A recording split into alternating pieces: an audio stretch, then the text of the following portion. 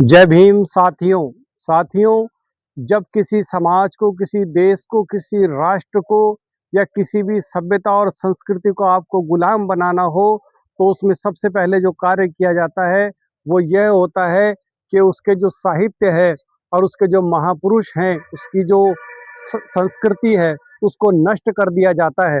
साथियों, मैं आपको बताना चाहता हूँ कि जैसे दलित जो लोग हैं, जो यहाँ पर आदिवासी जनजातियाँ हैं, उनके साहित्य को नष्ट कर दिया गया है और इनके ऊपर अपना साहित्य थोप दिया गया है।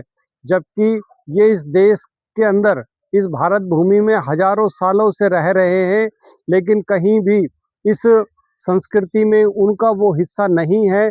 इसकी यहाँ देश की सभ्यता और संस्कृति में, इनके साहित्य में, इसके इतिहास में इनका वो गौरवशाली इतिहास नहीं बताया गया है, जो बताना आवश्यक था।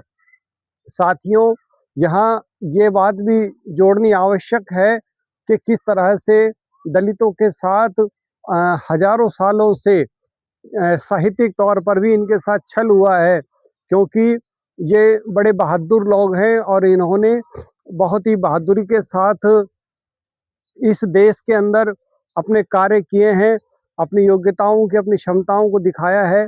लेकिन फिर भी इनके साथ जो अन्याय हुआ है, वो साहित्यिक है, वो ऐतिहासिक है। इनके साहित्य को, इनके इतिहास को मिटाया गया है।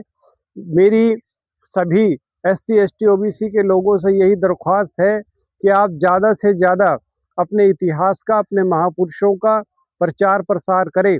इसी ही से हमारे लोगों में एक तरह से हम कहें कि स्वाभिमान की भावना जागृत होगी, जब हम अपने महापुरुषों का प्रचार करेंगे, उनके ऊपर मान करेंगे। धन्यवाद। जय भीम।